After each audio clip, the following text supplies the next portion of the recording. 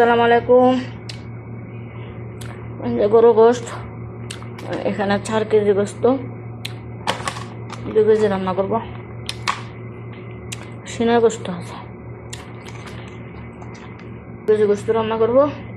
এটা হলো কারি powder, mixed মশলা বলি না, কতগুলি 1 2 3 4 5 6 7 8 9 10 11 12 13 14 15 16 17 কারি পাউডার, মিক্সড মশলা। গোস্ত মাছ সবই রান্না করি, ধনিয়া কম খাই। এলাচি দারচিনি পেঁয়াজ দিলাম,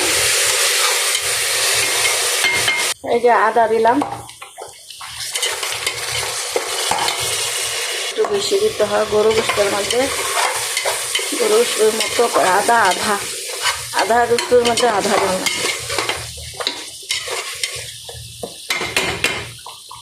এখানে মরিচ, মিক্সড মশলা, হলুদ, জিরা, বিসমিল্লাহ গেছিলাম, মার্কেটে গেছিলাম না, কিছু দোকানের জন্য কাস্টমার গেছিলাম। এই কাস্টমার গেলে আমার সাথে যায়, মহিলারা পছন্দ করে এই কাপড় চোপড় ক্যাটালগ, তখন আমি একটু যাই, কথা বলি। এই জন্য গেছিলাম। আস্তে আস্তে 12টা বাজছে, রান্না করতে তারা পুরা গোস্ত রান্না হলে সময় লাগে না। কালকে শুক্রবার, ইনশাল্লাহ। লবণ দিলাম, কষে গেছে। এখন গোস্ত দিলাম,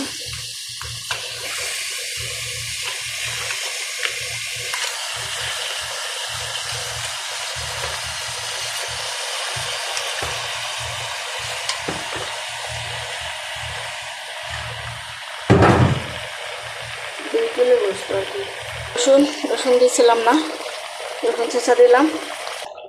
গোস্ত কষে গেছে, এখন ঝোল দিব। আমি একবারে ঝোল দিয়ে দিই।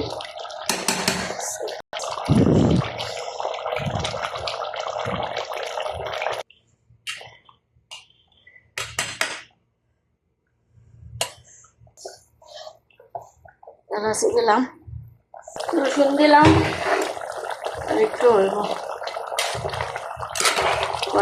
মানে ঝোল দিয়ে দিয়েছিলাম, আরও ঝোল রয়েছে, তরকারি হয় না। রসুন দিলাম, রেখে দিই। নিজের তরকারি হয়ে গেছে, তরকারি দিয়ে বলছি মনে নাই, লাস্টটাতে একটা সময় অর্ধেক দিয়ে দিয়েছি। আর ডাল রান্না করছি, আর আছে বেগুন ভর্তা। কালারটা সুন্দর হয়েছে।